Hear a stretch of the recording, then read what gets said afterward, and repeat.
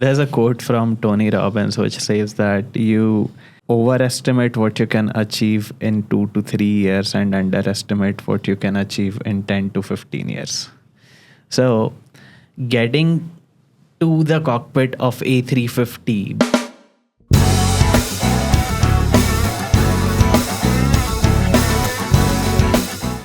What's up? What's up? What's up? Welcome back to India's #1 pilot podcast. It's amazing to have you all here. We are 63 episodes. This is the 63rd episode, 62 episodes down into this. And thank you for your viewership. Thank you for subscribing. Those of you who are not yet subscribing, we would really appreciate if you do, or you do as you wish. Okay. There is one great news that if you look at a corner from Capt.Neha's, that's what the plaque from YouTube has arrived for the CNTAA channel, which is the channel for specially educational content, and there are multiple shorts, reels, and also thank you all for making us, or letting us rather, reach that stage. So we're looking forward to the next step, that will be 1 million subscribers on CNTA channel, and that's what it is. So our today's topic Absolutely. is How to work as a pilot in international airlines. I mean, how is the way up Yes. to the international airlines? Because we do often get that question from many students and aspiring pilots, that how do I work for Emirates? How do I work for Etihad? How do I work for Singapore Airlines, or different things? So the other day I saw on America's one of the Air Force channel that they're recruiting for trainer pilots for F-47, which is yet to be produced aircraft. Okay. So we all can have aspiration to do something like that. But what it tells us is getting ahead of ourselves, right? Yeah. So I might have an aspiration to get to that stage, but that stage is not directly, is not something that one can jump to directly. While at this age I do not have an aspiration to become a fighter pilot, but if someone has, okay, there are steps that one has to go through in order to achieve something that remarkable. Right? Absolutely. So Yes. today we are gonna try to learn and understand, even us, as how is the way to these airlines that are pretty popular and considered to be flagship airlines for those countries, or considered to be legacy carriers. So let's try to understand that in this topic. And here's the thing. Goals are great, and such, like for an airline pilot, a goal like being a captain on A380 in Emirates or Etihad or any legacy carrier, that would be a lifetime goal, right? It can be, or 350 for that matter. Sure, it is possible, but it is possible after putting in certain level of time, experience, a lot of study, and Efforts. so efforts. So let's understand how that is possible. Okay. Yep. All right. So, if you want to become a first officer on Airbus 350, then you will need to first become a pilot on Airbus 320 or any narrow body airplane. If you want to become a pilot on Boeing 787, you might have to become a pilot on Boeing 737 first. And to become a pilot on these narrow body airplanes, you will need to become a pilot on a multi-engine airplane. And to become a pilot there, you need to be a pilot on single engine airplane. So your journey starts right from there. So first of all, it is important to know how you start and take a first step to become a pilot on single engine airplane, and where that journey starts. Absolutely. So Very well said. Because the thing about long-term goals and short-term goals is the long-term goals are usually so high that they do definitely motivate us, but nobody climb a Mount Everest by directly jumping onto the peak of it. We start with the base camp, right? And the base camp here would be, yeah, let's get to the basics, the first step. So once again, let's go episode 63, Chintan, how to become a pilot.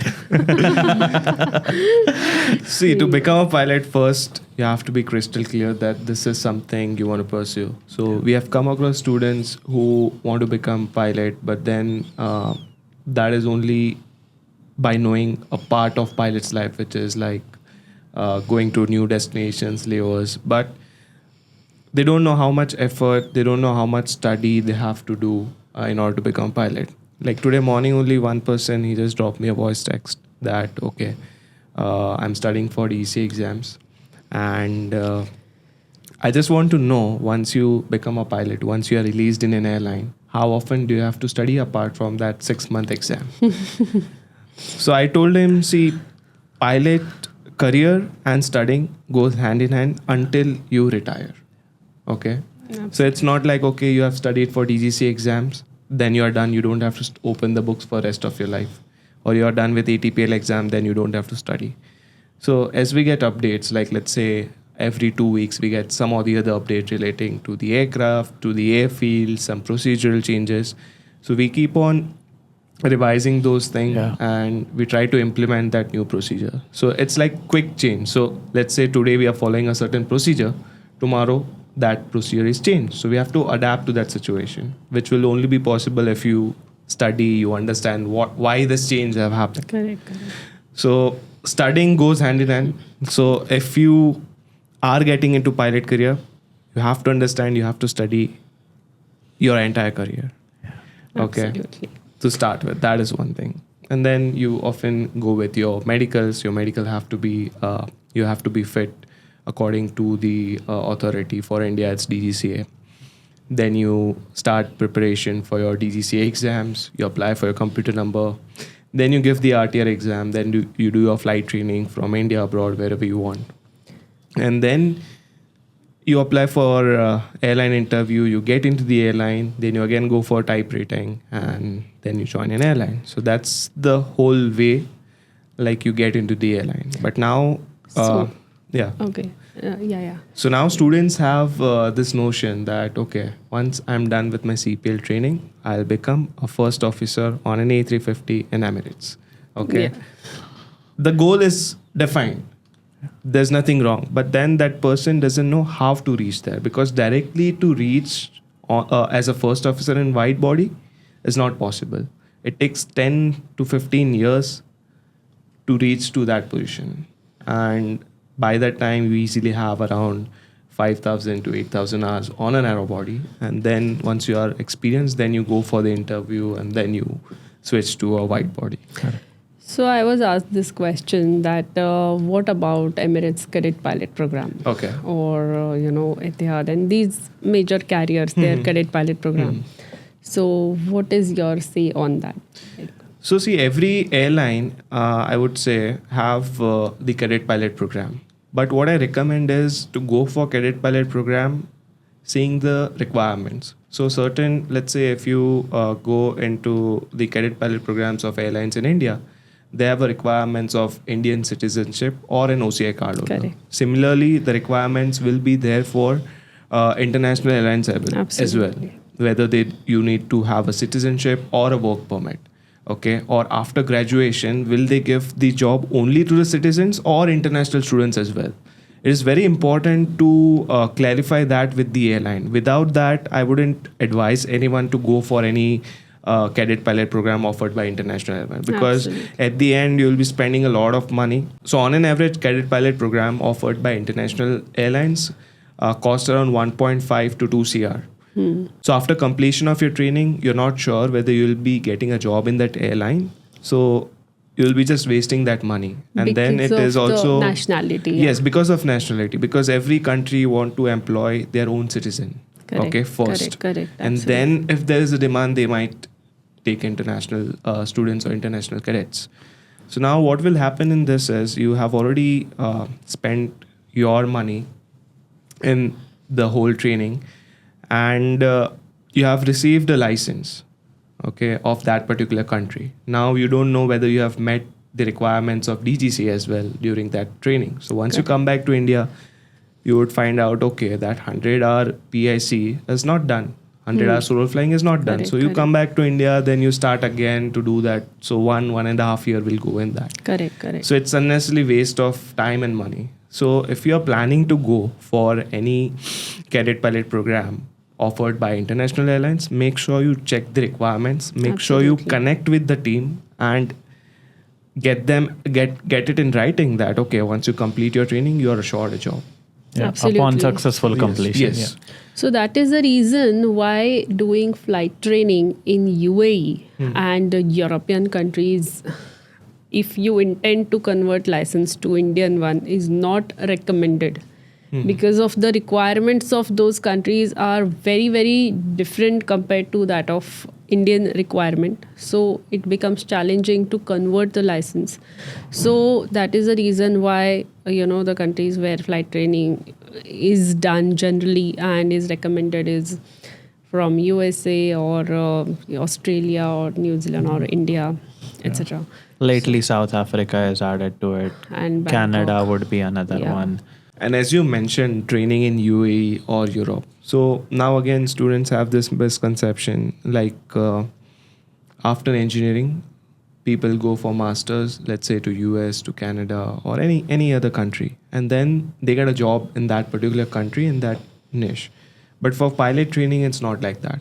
So mostly, let's say, student wants to do their training from UAE, assuming in mind that, okay, after completion of my training, I'll get a job in Emirates or Etihad because I'm doing training in that country. Okay, so it doesn't work like that because there is a difference in ATPL requirements, or let's say requirements to join an airline outside India. For India, once you have a CPL 200 hours, you can join an airline. You do a type rating, you join airline in India.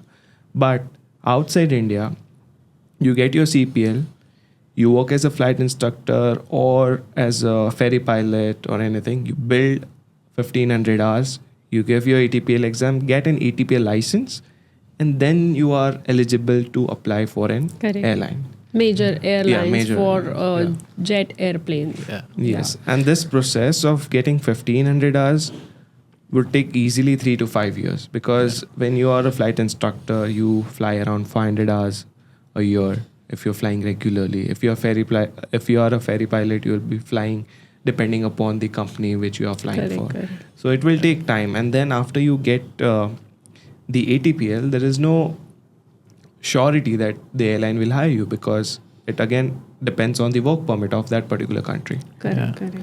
There's a quote from Tony Robbins which says that you overestimate what you can achieve in 2 to 3 years and underestimate what you can achieve in 10 to 15 years. So getting to the cockpit of A350, being it a goal of 8 to 10 years, is a reasonable goal. It is a completely possible goal. Yes. But if someone wants it in 2 to 3 years, then that is where the problem starts. Overestimation. Yeah, overestimation. Right. So these are the steps. Like if you just follow those steps, yes, it is 100% possible. Yes, you can see yourself in a cockpit of a 350 or 380 for that matter, or a 747 or a 777. Yes, and that is how the industry works. At the same time, what helps is just focus on the next step that there is. Next steps. If you are just starting, get the medical. That's the first step. If you are done with medicals, get the DGCA exams cleared, RTR exams, like Chintan said. Find a flight school or get into a cadet pilot program of your own nationality. Once you do that, like you can go conventional pathway, you can go cadet pilot pathway, whichever floats your boat. Then get your CPL, focus on each maneuver. What next maneuver am I gonna be trained for? Excel at it, do well, chair fly for it. each next step, private pilot license, instrument rating, commercial pilot license, all of those things. Then the type rating. Type rating is something that requires a lot of work. Yes. And that's very well said, like focusing on the next step, because let's say to start with, every pilot has a dream Yeah. to fly a wide body. Most of the pilot do.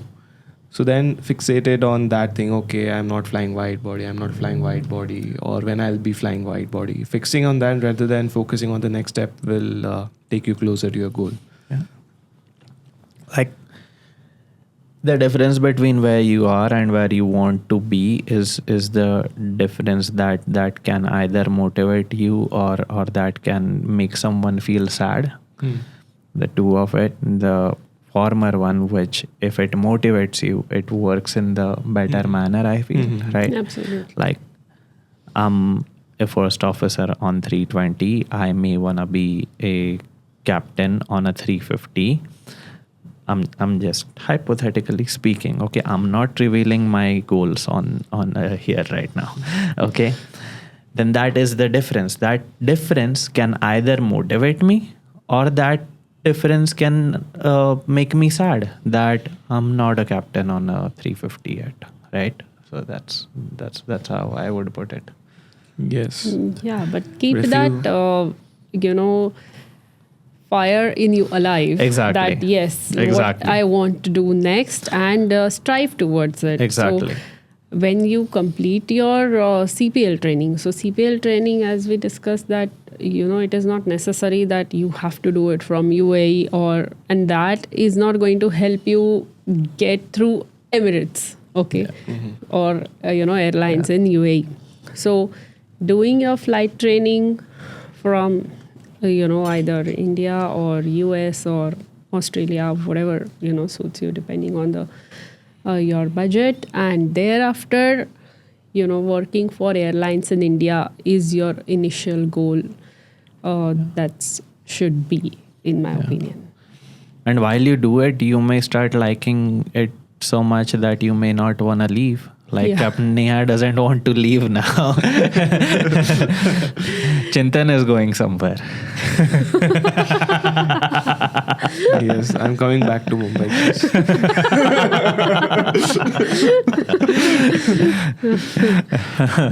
Yes.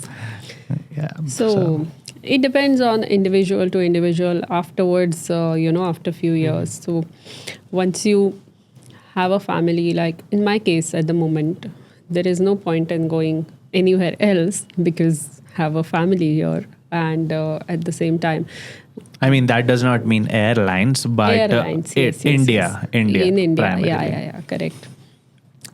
So if you're in like initial like 20s or early 30s, you want to take your family abroad and settle there, that can happen too. Like after certain Most number of them experience. are singles. Yeah. Okay. yes. At the moment, yes, you are. I mean, singles or in a relationship. Yes. Yeah. So once you complete your training in as a CPL holder, followed by that, flying in airlines in India, until you get certain number of hours, plus every airline has a bond. So you have to complete that as well. And you become a first officer, followed by that senior first officer, then captain. And thereafter, you can consider flying for an airlines in abroad. Yeah, the perks of flying in Middle East would be, one is the income is not taxed. Here, the whole income is taxed. But yeah, we pay that tax for different reasons that someone may agree to or may not agree to. We are not the podcast to discuss about that. Correct. Yeah, you were saying something, Chintan. As Capt.Neha said that as you become SFO or captain, you get opportunities to apply for airlines abroad to fly the wide body. So it by that time, like most of the people are in love with the job, or let's say they are based out of whatever place they have set up everything, and then after 5-7 years people will be like, okay, my goal is to fly the wide body, but now I'm already settled and I'm happy, I'm enjoying my life. So there's no point to go because it's already flying. So in that way, some people are like satisfied with their life. But then there are some people who want to, okay, I have a goal that I want to fly the wide body. Right. So once you become a first officer, the important thing is to clear the ATPL exam. All right. Okay. Absolutely. So as soon as you join the airline, first 1 year you learn the aircraft. Right. Okay. You get the best at what you are doing. Right. And once you're done with that, the next goal is ATPL exams. So once your ATPL exams are cleared, then depending upon the airline you're flying with, depending upon your bond, you can decide when you want to like go for wide body. If your ultimate goal is to fly a wide body. So recently, as we were discussing, there are a couple of airlines which have come out with the vacancy to fly wide body. For example, Singapore Airline, which has a requirement of papers cleared, ATPL papers cleared, and requirement is around 2,500 hours or 500 hours. 500 hours. Yes. 700 or hours. something. Yeah, 700 hours on type A320 or any narrow body aircraft. And then you get, upon successful completion of the interview and stuff, they'll give you training for any wide body aircraft mentioned on the website. So that is how you can use opportunity if your ultimate goal is to fly a wide body outside India. It's definitely. It's also something to consider that Indian aviation is growing at a pace that no other aviation in any other country is growing at. India has the highest number of aircraft orders currently, and those will be starting to be shipped soon enough.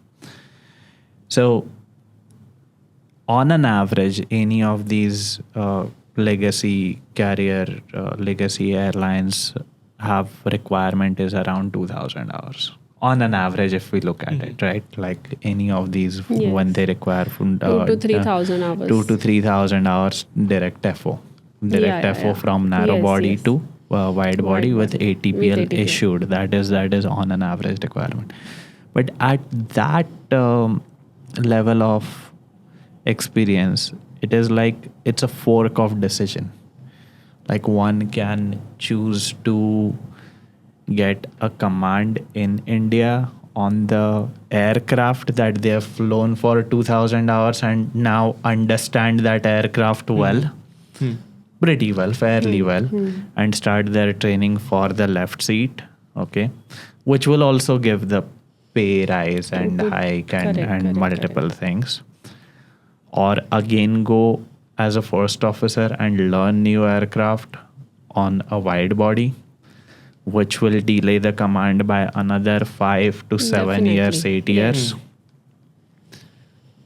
And the third option remains to be probably switch within the country.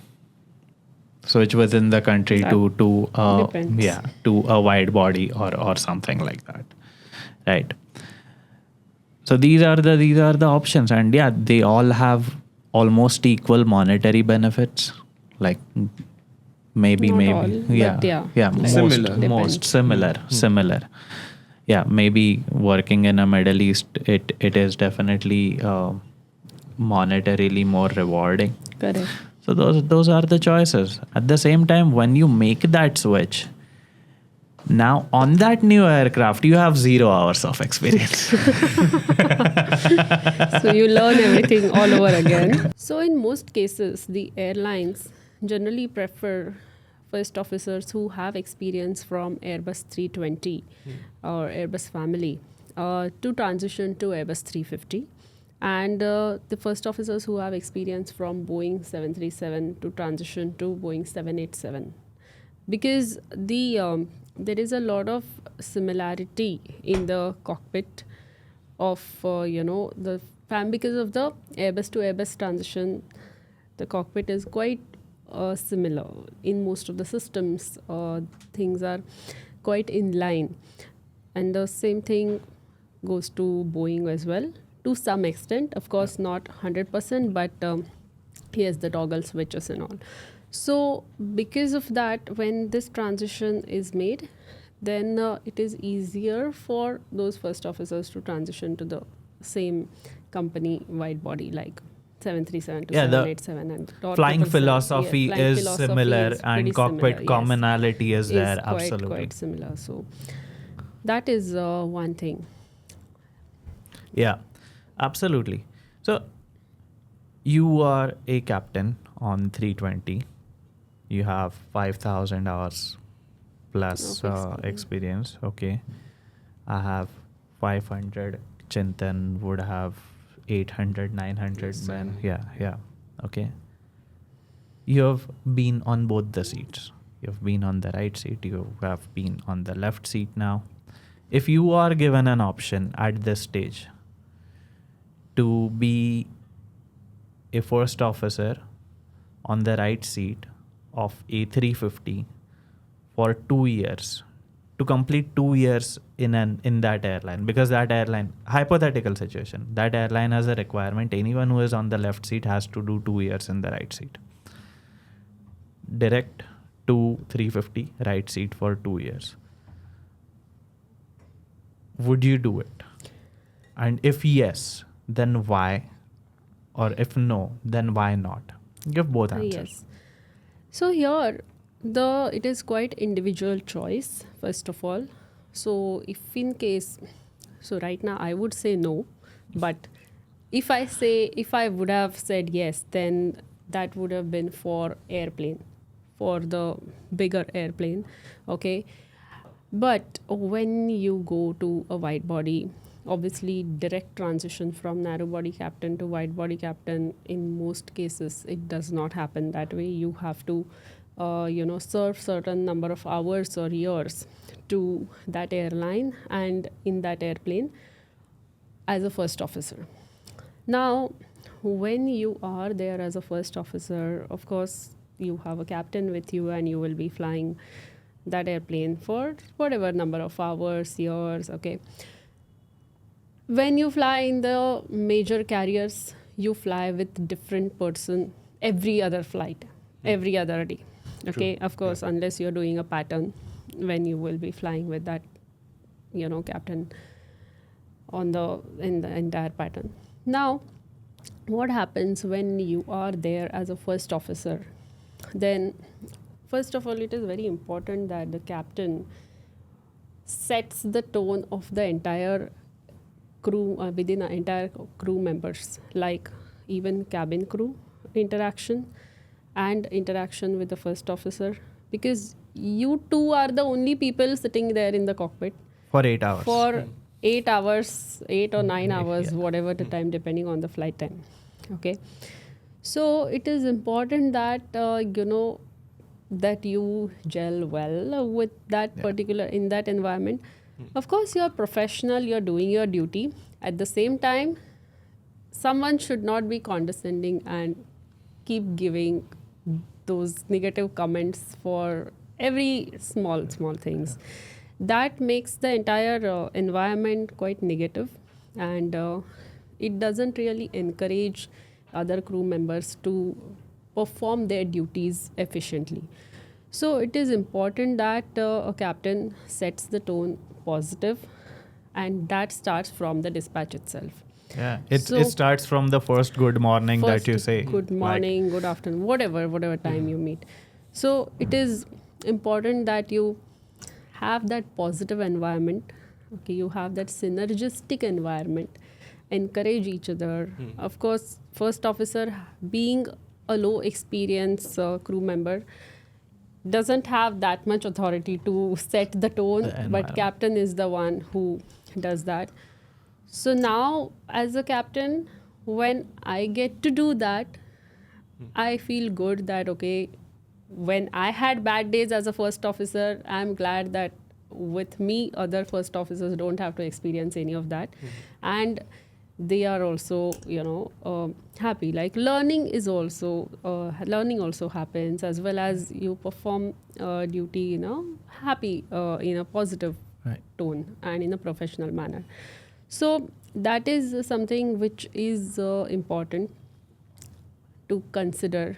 And some pilots, because of this transition, again switching from left seat to right seat becomes difficult mentally, emotionally, and to go through that whole process again becomes challenging. So they are not very much okay to again become a first officer after becoming a captain. So if you are anywhere first officer, then first officer to first officer, they are used to taking it. So they take it. But once you become a captain, then again going there can be a challenge.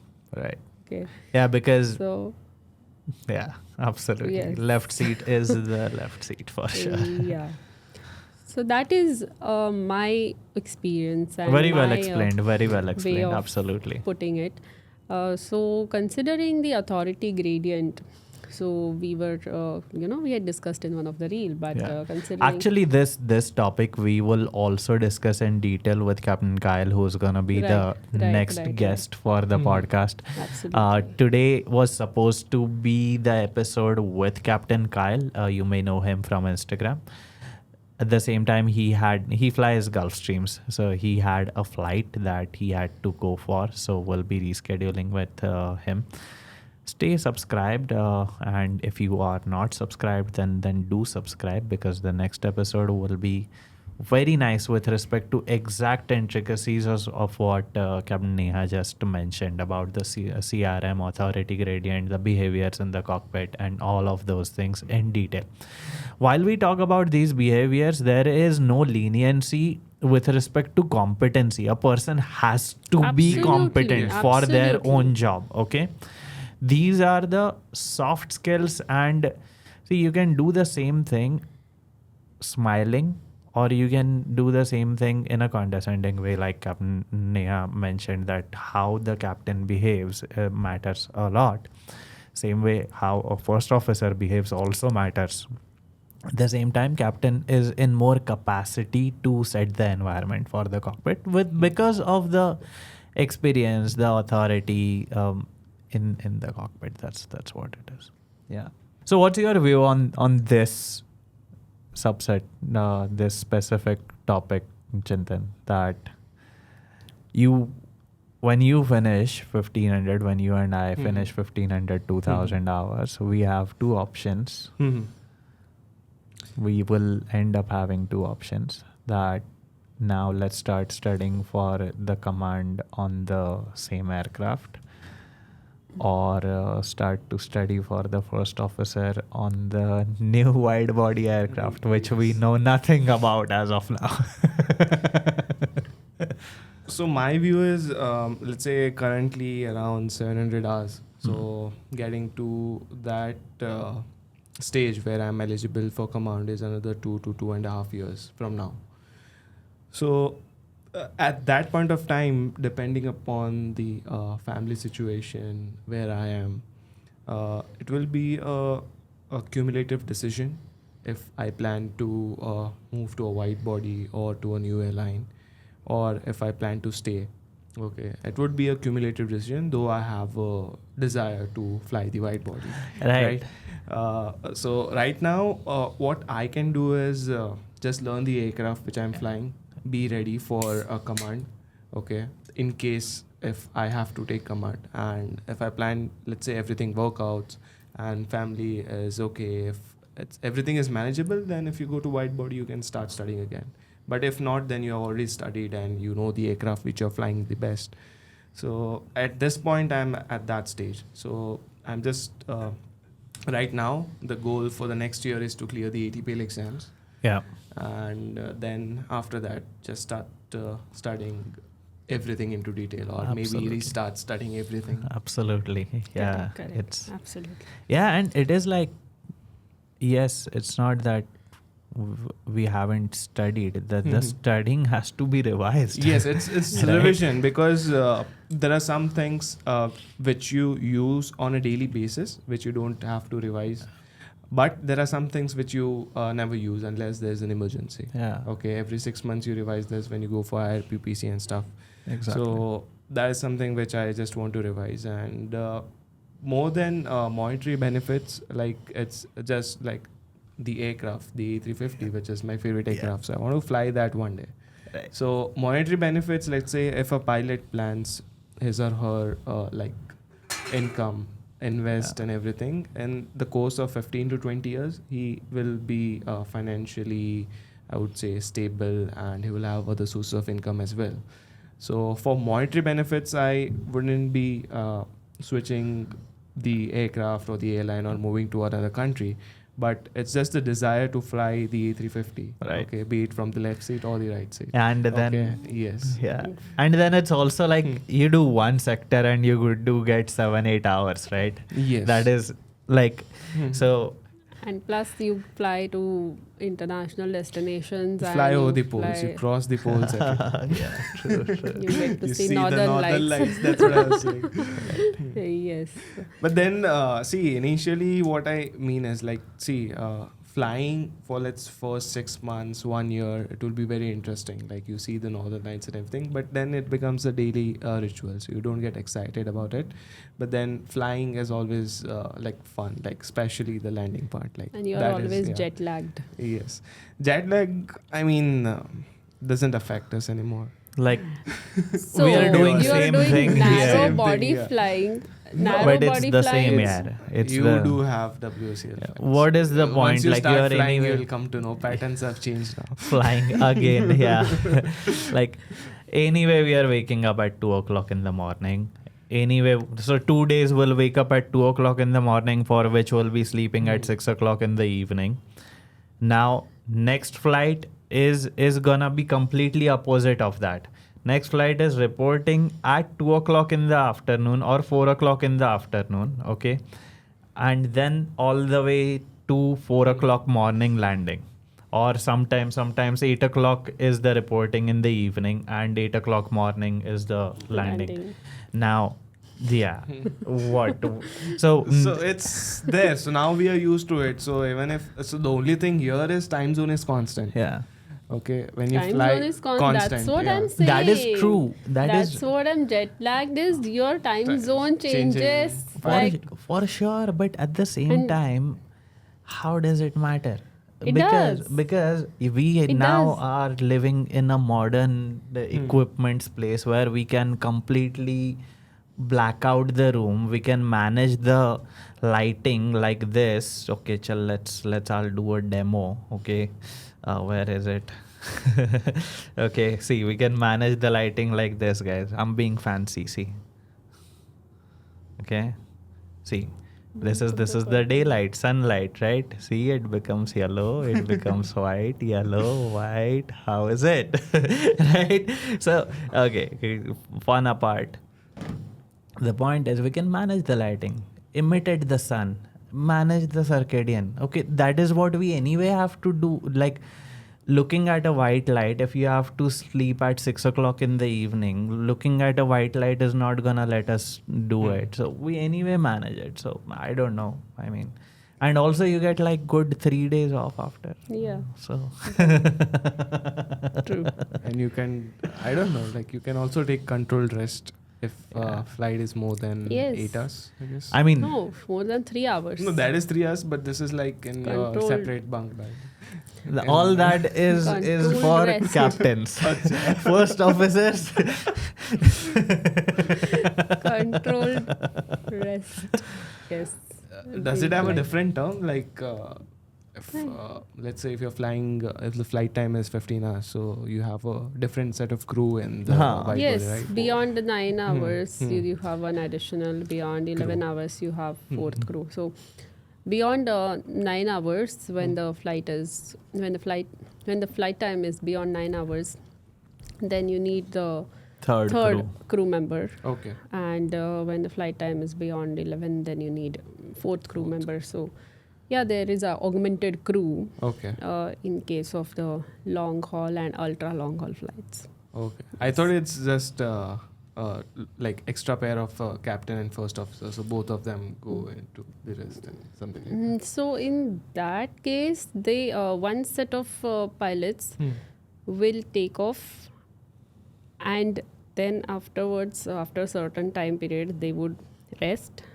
The next set of pilots will be cruise pilots. Okay. And the same set of pilots who have taken off will land also. Okay. So, in between period is taken care by another set of pilots, and the reverse would happen on the way back. Okay. Got it. Nice. Yeah. So no landings for first officer.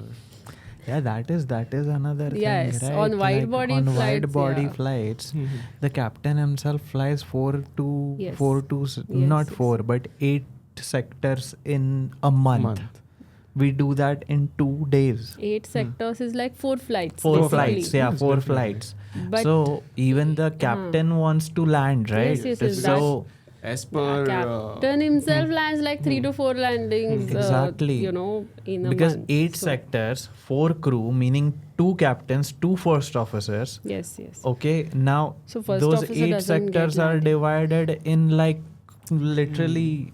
So with respect to polishing the skills of Yeah. takeoff and landing, it is very good to fly narrow body first. yes, Right. yes, Because initially. it is very important that you polish your, flying skills in the beginning. Flying in various weather conditions, low visibility, strong winds, cross winds, etc. So that And flying to actually non-radar environments. yeah, Like correct. our friends who fly wide body, so it's like non-radar environment is a very unknown thing for them. Yeah. Yeah. So,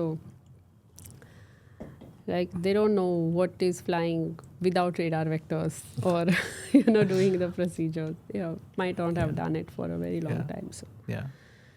So yeah, basically, improving your skills and polishing your skills, it is important to fly narrow body first. absolutely. Okay, we'll show you the YouTube plaque for a bit now, because we really appreciate all your subscriptions on like subscribing on CNTA's YouTube channel. So let's do that. Oh, ULs. Yeah, show them. You can show them. No problem. Thank you so much for your love and for your subscription. This is what we received yesterday on the mark of 100K on On crossing 100K subscribers on CNTAA YouTube channel. Thank you so much. Keep showering your love and keep sharing and subscribing And learning. and learning. Yeah. Yes. And we learn with you. So thank you. Thank you. You have any message for them? So thank you so much for subscribing to CNTA. We have crossed over 100K subscribers. So thank you so much. Hope you can see this YouTube button. Okay. And through this content, I was going through the comments last month, and there were like 2-3 aspiring pilots. Yeah. They have watched our content on the CNT YouTube channel and the Pilot Podcast channel, and they were very thankful for us to create this content because they have watched these videos and they managed to crack the Cadet Pilot Program interview, and they were very thankful to us for delivering this content for aspiring pilot in the best possible way. So thank you so much. We take pride in our content, that it's touching lives, and as an aspiring pilot, clearing the interview, the Cadet Pilot Program interview, is a huge milestone. Absolutely. So keep up with your hard work that you have done for the Cadet Pilot Program interview, and we were grateful that you got valuable insight from the content we have created through our channels. So thank you so much. Absolutely. And we try to stick to aviation as much as possible. We don't veer to different places just to like different topics just to get merely the subscribers. No, that has never been the goal. We make aviation specific content that will really help you. It will we really value your time and attention on this podcast, on any content that we create. We do not like to waste your time for any reason. Anything that we speak is, we truly believe that will help you in your pilot career, and against which you all have given us this subscriptions, and we are at 100K at CNTAA in CNTAA channel. So it's a heartfelt thank you Absolutely. to all of you. Okay. Absolutely. Stay tuned, and if you haven't subscribed this channel, it is truly for your benefit and for you to understand aviation journey better. Whatever that our experiences have been, we share those. Whatever the advice or whatever the stories that you can take from these discussions may help you. Okay, so thank you once again. Thank you. Thank you so much. And if you are an aspiring pilot, then join CNTAA. Absolutely. Thank you so much. Thank you for Thank viewing you. this podcast, and we'll see you in the next one. Thank you so much. Thank you. Bye. Bye.